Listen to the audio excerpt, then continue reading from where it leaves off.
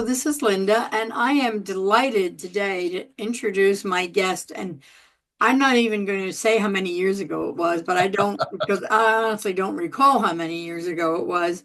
But I first met Ken, I was speaking at the Tulsa AFP chapter, and Ken had contacted me before I came there to speak. He said, "Can you and I have dinner afterwards? Because I'm thinking about writing a book and I want to talk to you," because he knew I had quite a few books published. And so we had a delightful evening talking about his potential book. And little did I know what a revolutionary book this was going to be for the fundraising community. But I truly believe it is one of the best books ever written. In fact, I just was asked to make recommendations on 5 books that I thought were really important for the profession, and Kent's book, of course, was one of those. Oh, wow. Um, so I want to start by asking you, Ken, your first book that I was familiar with was Asking About Asking, and I think it's had, just a huge impact on this sector. But what was the main idea that you wanted to really tell people in this book? Hmm. Wow. Well, Linda, thank you for asking and thanks for taking time to sit down and chat together. As you were recounting our first meeting, it brought back a lot of memories. And when we met in person that first time, I had no idea what would follow. And so anyhow, I mean, you were editor, I think, for 2 of my books.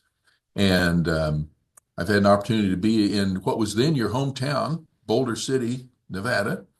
But what I started writing with Asking About Asking and what I finished up with had something in common, but I certainly learned a lot in the process. And really one of the key one of the key ideas, I guess, that I wanted to get across was how we can engage in successful fundraising without it being a scary and paralyzing process.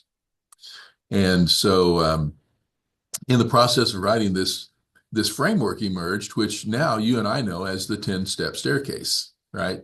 And uh, for those who aren't familiar with it, on this staircase, we start at the bottom, and up at the top, there's the top stair. We're asking for a gift, but that's step number 10. But there are 9 steps before that, where if we're really effective in fundraising, we learn how to ask about asking, or as I tell people, we have to get really good at not asking for money before we can get to a place where we're good at asking for money. And so, that whole idea of conversational fundraising, engaging in conversations, building relationships, rather than just showing up with our hand out and saying, gimme, gimme, gimme. That was probably one of the most foundational ideas. And then the other one I would really underscore, and this did not become evident to me initially, but that is the role of listening, really actively, intently, and strategically listening, as opposed to just rattling off a bunch of questions or facts and figures, and then making something akin to demands and wondering why we're not raising much money.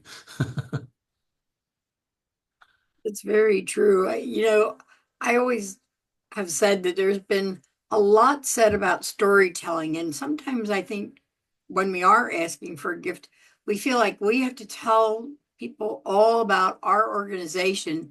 And we don't do enough story listening. We need to Yes. listen to the donor story. So I don't know if you remember those whole 10 steps off the top of your head, but Oh, can you tell us about some of those steps along the way?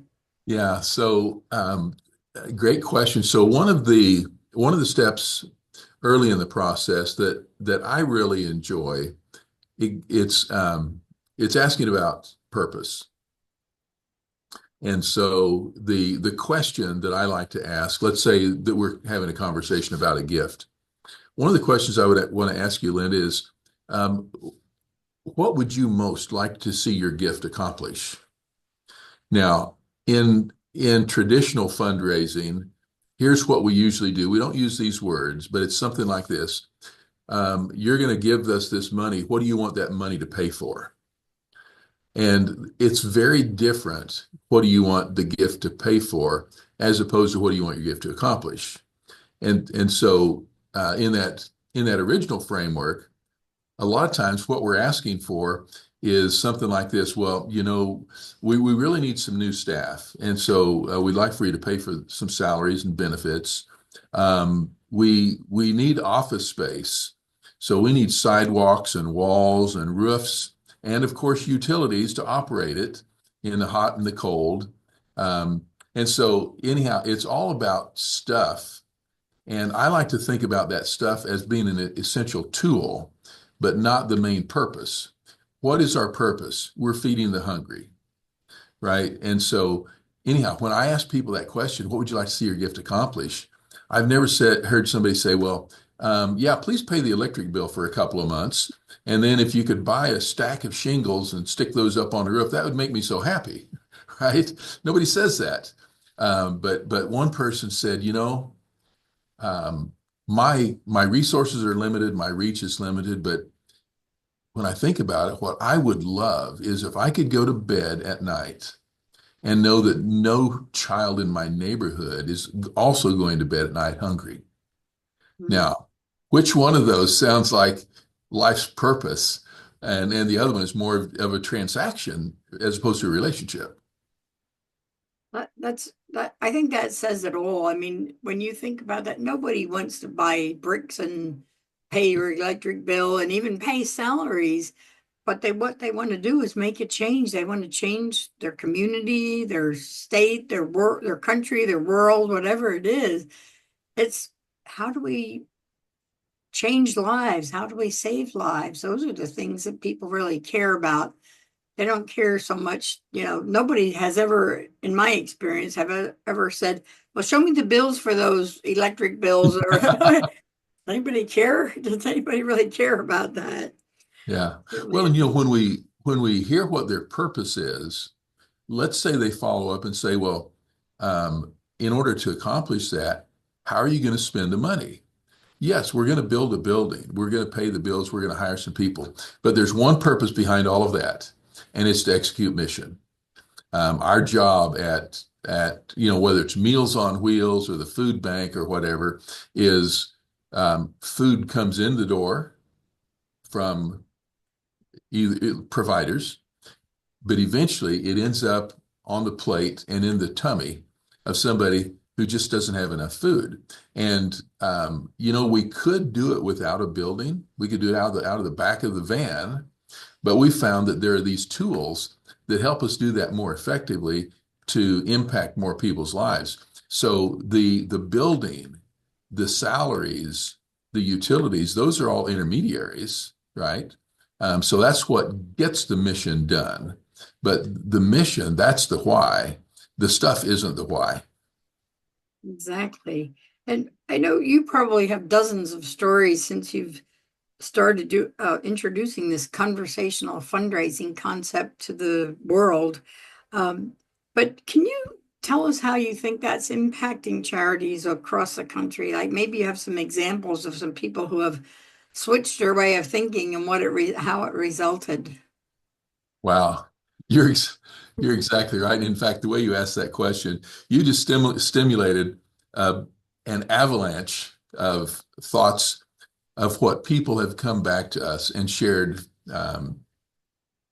They've shared examples. I'm going to give you a fairly recent one if I can. There was an organization, they primarily serve veterans who are experiencing PTSD. They do this in what I found is a kind of an unusual way, and it has to do with Brazilian Jiu-Jitsu. Now, I'll tell you, I'm not a practitioner. I know someone who is, and I would never have thought about this is um, how somebody's life has changed. Somebody has literally put their life on the line on behalf of our country. They have paid a personal price. Now they're struggling to find equilibrium, right? So anyhow, this is a volunteer-driven organization. We had one of their board members come to us, and actually he went through. we may touch on this a little bit later, but one of the things that has grown out of the book Asking About Asking is a program that's called the Asking Academy. And it's a very in-depth 5 month long program where we equip fundraising leaders, both volunteers and professionals, to work together constructively and raise more money, fuel the mission, accomplish more. So anyhow, he came to the Asking Academy, and he is not a fundraising professional. His background is technology, and but he's very passionate about the mission and about serving the lives of people who have PTSD. So he goes through the Asking Academy, and he would say at that point that he was not really a believer. He hadn't been convinced of the effectiveness, but he went ahead and just started implementing the process. Well, um, each day he got a report of online gifts because that was primarily how they were raising money, was through an online platform. Well, one day he notices a gift of $10,000. Now, this is a fairly small and a very young organization. I think they had never received a $10,000 gift before in the history of this organization. And so he calls, "What do I do?" And we said, "Well, you thank the donor. That's the very first thing. Reach out to him, say thank you." He said, "Well, I don't know who it is. This came from a kind of a Vanguard fund or something like that, where the intermediary is identified, but the source is not." So he reaches out to him and said, "I wanted to say thank you." And they had permission to give the donor's name and contact information. So he calls this guy up. Somebody he'd never met before, and he just said, "I want to thank you and let you know how your gift is going to impact the organization." And anyhow, so they have a bit more conversation. In the process, he shares their 3 year vision and price tag. And he said, "We're in the process of scaling to the next level." And the guy says, "It sounds like something I'd like to be involved with." Well, about one or two calls later, this donor whose first gift was $10,000, and that was the largest, did I say it already? The largest gift they'd ever received. Well, he makes a 3 year pledge, $250,000 per year Wow. for 3 years.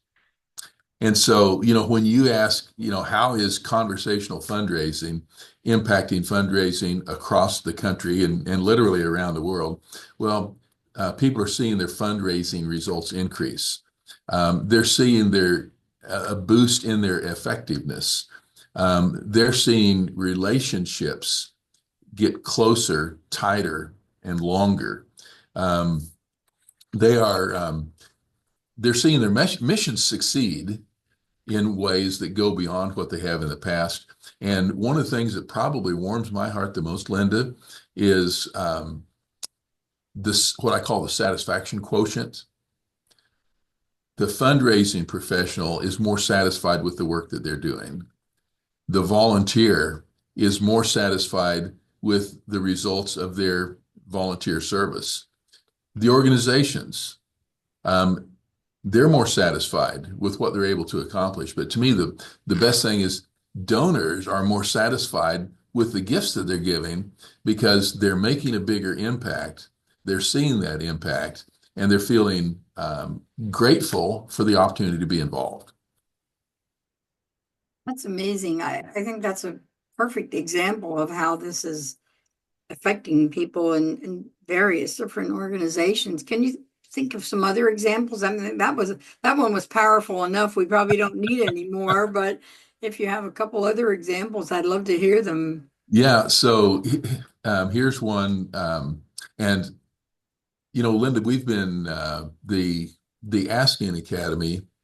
We just started our 12th year of the Asking Academy. and and by the way, we do about 3 or 4 cohorts a year. So each organization, up to 10 organizations at one time, And each organization usually has two, three, or four team members. And anyhow, we have this on-site summit, 2 days, very intense together. Well, on the heels of that, we're people are going out, they're putting to use what they've learned, what they've practiced, what they've role modeled, and then we start hearing the stories.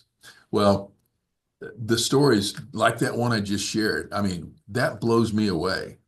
And I'm not talking about my fundraising success because I wasn't the contact in any of that, right? But you would think eventually I'd get used to it, but I don't, right? So here's one that happened. Actually, this was last year. This was a very large organization. It was had a long tenure, but they were in a very significant growth mode. They were not in a capital fundraising campaign, but one of the people that they were going to meet with next, it was a couple. I say young couple at this point compared to me, just about everybody's young. But they were what I would call kind of mid-career adults, not retired, not new hires, so someplace in the middle. Well, the largest gift that they had ever made to this organization was $19,000, a one-time gift, $19,000, and there had been a lapse of a couple of years since they had given that gift. And so anyhow, they were going to reach out and meet with this couple and see how they wanted to be involved in the future. Here's what they told me. They were thinking about asking them, they would give $75,000 over 3 years.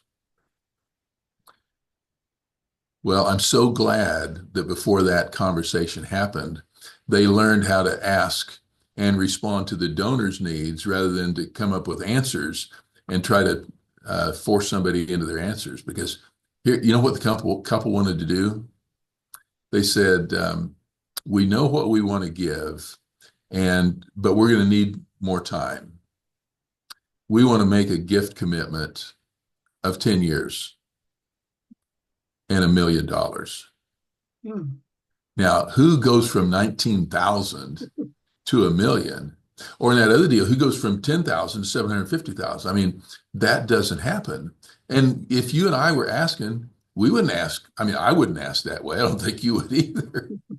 But what I love is when we engage in conversation, we listen, we find out what they care about, what they want to accomplish, what's their right time.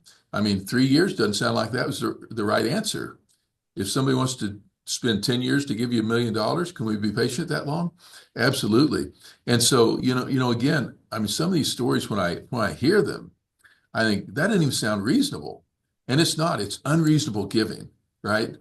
People are giving in ways that I think a lot of times exceed what they even thought they could do. But we give them the luxury of a couple things. Number one, them being in the driver's seat because that's where they are. And, it's amazing when we act like we're not driving, it's amazing where people want to drive, right? But the other thing then is being comfortable with time, making time our friend rather than here's what we usually do. I've got this goal and I have to meet it by the end of the month, the end of the quarter, the end of the fiscal year. Well, that's a great way for people to not be able to be generous as they want to. And so anyhow, I mean, those are some of the key elements that once we stop defining answers and start asking questions, it's just remarkable what happens. That's those are incredible stories. I think one of the first things I learned in fundraising, and maybe you learned it too, was don't ever say no for the donor. Yeah, And sometimes we tend to do that, but I think even worse is don't say too little for the donor because a yeah. lot of times I think people do surprise us with those things and just the conversational fundraising that you have written about and teach in your academy, I think is something that everybody can benefit from because so many times we think, oh, well, this donor won't give, or, this is all they Yeah, can afford to do.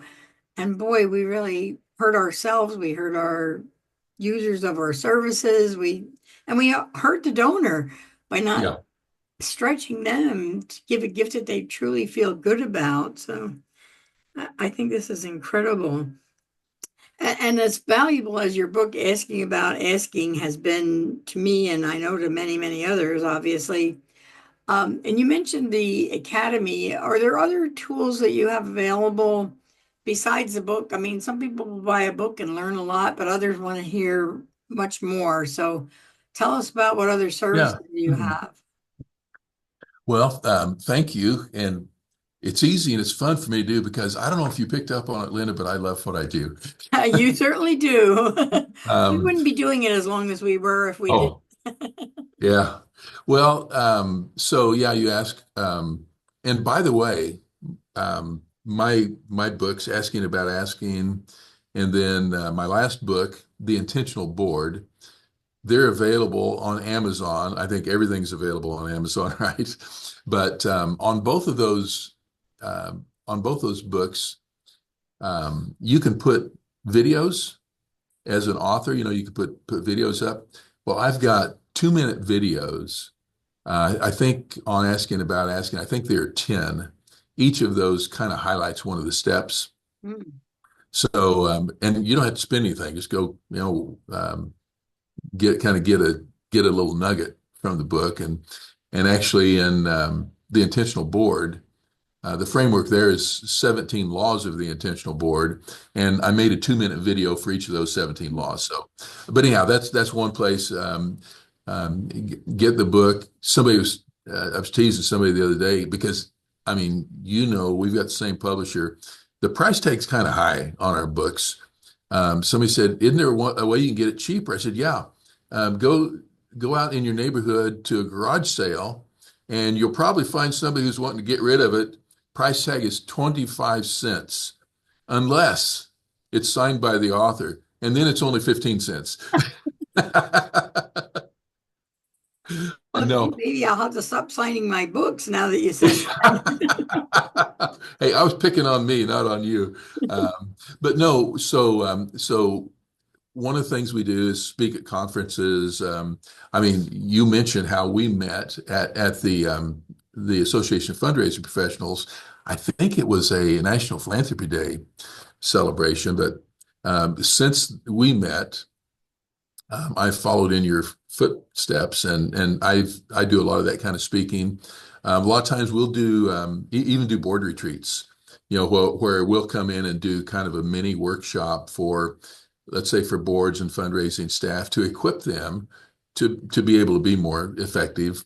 And then, as I mentioned earlier, the Asking Academy, that's a 5-month program. That's the most impactful thing that we've done, and frankly that we've seen across the country, because it really allows us to go deep, not just kind of scratch the surface, but actually we end up with several months of coaching and mentoring, where we're kind of building each time we're building on what's gone before. So, um, Owen, um, I'll just mention this: the when we put the Asking Academy together, I'm trying to think, how can I make this accessible? I mean, I wish I could make it free and I wish I could make it cheap, but it just isn't. Um, Actually, unless you compare it to the return on investment, then it's really cheap. But one of the things that we built into it, Linda, is in our profession, we're not allowed to guarantee results, right? Just like your stockbroker, especially today, is not able to guarantee results. But here's what we can guarantee our behavior. And so what we do is we offer with that a money back guarantee. And what that says is if you engage in the Asking Academy, and apply it, go to work. If you don't raise as much money as you spent on it, well, then we're going to refund the difference. Now, any guess how much that guarantee has cost us over I'm the last guessing 12 years? zero. You are exactly right. You must have a crystal ball. Well, Um, no, I just know how good you are, and I can't imagine anybody feeling that they'd want their money back. well, it's not how good we are, it's how good the clients become. and how much fun they have. I mean, those two examples. Right. And I have to say, not everybody executes as well as they did. Um, but just on those two examples, I mean, they immediately go out and disqualify themselves for a refund. Nobody's complaining about that. Right. With all the great success stories that you had, and I think one of the things that probably right now is on all our listeners' minds is what do we do in this current situation with economic disruption in the marketplace and, just loss of government funding that a lot of people are facing. How do you think all of this is impacting the charitable landscape and how can your programs help people kind of overcome some of this? Yeah, really good question. This question I don't think is really much about our programs, but it's a lot about mindset, which, by the way, that may be the strongest element in our programs is how we think about things, right? So um, this is a tough environment. So I think first of all, it's important for us just to acknowledge it's a tough environment. And we can spend a lot of time assessing blame or trying to claim credit or whatever. But at the end of the day, whether it's a pandemic, whether it's a global economic disruption, whether it's changing political tides, um, whether it's religious. I mean, we were talking earlier today, we have a new pope, right? There are lots of things to celebrate, lots of things to lament. But probably one of the things that allows me to have peace in the middle of crisis, to be calm rather than panic, is to realize that however things are today, they are going to change. And so no matter how good it is, things are going to take a dip. No matter how bad it is, things are going to climb. And so, in fact, Linda, the majority of my work is in major capital fundraising campaigns. And most of the time we think about a 3-year time frame, right? Well, do you remember 3 years ago? So that would have been 2022. Do you remember what the big issue of the day was in May 2022? I have to confess, I don't recall that. Yeah, and that's exactly the point. Whatever it was, we were all worked up about something, and today it's something different, right? And so, anyhow, I say all that. One of the things that I think is problematic in our society right now is everything is over amplified. I mean, it's hard, but I can remember life before Facebook, life before Google, and life before everything that occurred was instantaneously in our face and then exaggerated. And whether it's intended to be exaggerated or not, it gets repeated so many times, it's as if that's all and only what's happening, and it's not. And so, anyhow, I think giving ourselves the luxury, both individually and collectively in our organizations, to step back and breathe deep and then think longer. And so I made this comment earlier, time is our friend, right? And if we show up, you can pick any prospective donor you want to today. We can show up, and I could say this, Linda, this must be a terrible time for us to even be talking about a gift. Well, Linda may be really candid with me and say, you know what, Kent? I know there's a lot of weird stuff going on, but I'm having the best year I've ever had. This is a perfect time. Or we could say, I could say, well, you must have a whole bunch of money. You probably ought to give it away right now. How in the world would I know? And here's what happened in 2020. What I was seeing across the country with fundraisers and charitable organizations, people would say to me, "Well, Kent, we can't ask for money in a pandemic. People may not be able to give." So the second comment is true. People may not be able to give. The first one we can't ask for money in a pandemic. How did you decide that, right? And um, so here's what we found.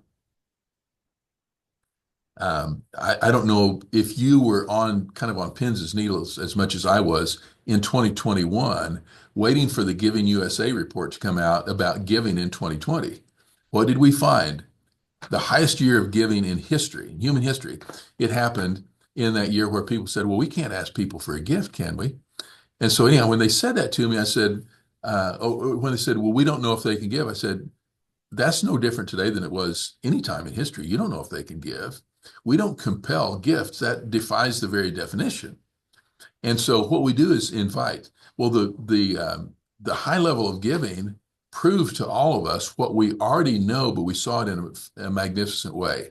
And that is people are generous and people fund the needs that they know about and care about. And so if they don't know, that's on us. But if they don't care, that's on them. So we're only responsible for one side of that equation. And so we always want to invite people to give to causes that matter. And that kind of takes me to this thing of mission relevance. And so should we be asking for money in a pandemic? Should we be asking for money in a trade war? Should we be asking money in political upheaval? Only if the mission is relevant. And so, the example I used earlier, food bank. Are people hungry in those situations? Yes. Is it less so because of this thing? Probably not. It's probably worse. And so what we want to say is, you know what? We serve hungry people, and um, we're finding that more people are coming to us with more food insecurity than what we've ever seen before. If you're in a position where you could help, if that's something you care about it, we're here at the front lines, ready and able to assist. And how do people respond? You have given us so many words of wisdom. I think, I didn't realize that we were going to have a philosopher on our as our guest today, but I really feel like just your whole philosophy of giving and asking is so revolutionary, and certainly some wise words that we all need to think about.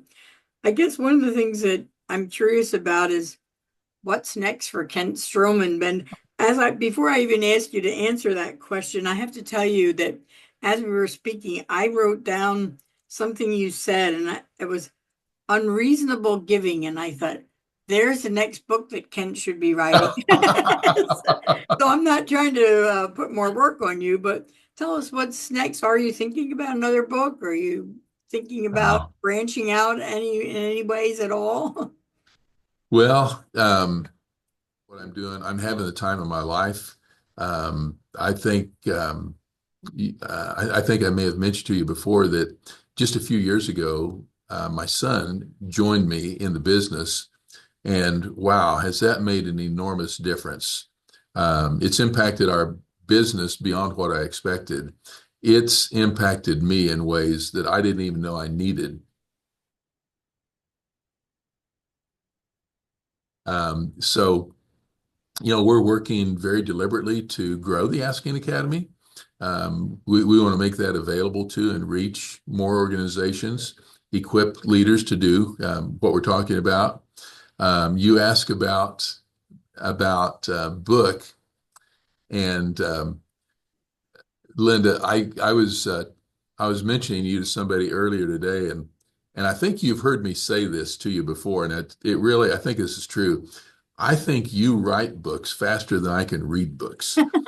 I'm probably the slowest author you've ever had to struggle with as an editor. But so anyhow, I'm not that I'm not fast at writing. I'm not real good, but it's something that I think deeply about.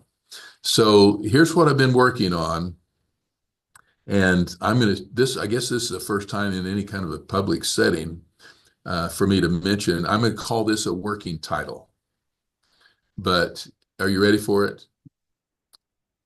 Curated ignorance.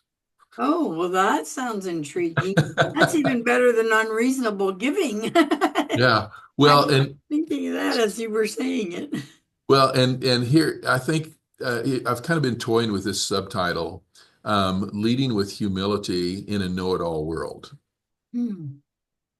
And one of the things that as I've looked back at areas where I've been able to be successful, whether it's in fundraising, in other career areas, or just in life, family, in general, I realized that my success hasn't come because I knew everything and I showed up and told everybody else what they ought to do, how they ought to do it, what to think, et cetera, et cetera. Um, and frankly, I think that was really kind of the world that I grew up in was the expectation that that was leadership. In fact, I saw a guy one time, he said, he had a t-shirt on. It said leadership. A lot of people doing whatever I tell them. Well, I don't think that's leadership, right? And so the idea of being able to lead out of strength based on what I don't know. And what this allows me to serve my clients by showing up and I mean, if you ask them, they'll tell you, Ken asks a lot of questions. And I ask questions, I listen to answers. I you know my background's in finance. I always like to read 990s. Somebody says, well, why do you love numbers so much? Well, it tells me so much about what's not numbers, right? And so anyhow, I'll see something on a tax form like that on a 990, and it says this, and I wonder what it really means. And so it will allow me to ask, oh, I noticed that. Tell me a little bit more about it. And so what I'm able to do is take something that I'm ignorant about. And sometimes I have to guard against the presumption that I'm knowledgeable. I can read the digits, I can read the tag, but does it mean what it appears to mean? Is it something more possession of my ignorance? By curating that, it allows me to ask a question that maybe nobody else is asking, and I'll get an answer that everybody else wants, but none of us knew that it was there, right? So anyhow, I mean, I've probably told you too much about the next book just based on a working title. Well, that sounds incredible. I can't wait to read that one. Um, and I do want to let our audience know that be getting links to all the things that Ken has mentioned, the books and the Asking Academy. So you'll have all those links and you can learn a lot more. But before we wrap up, I just wanted to ask if there was anything else that you would like to share with the group. Well, here's what I would say. First of all, Lynn, I want to say thank you to you.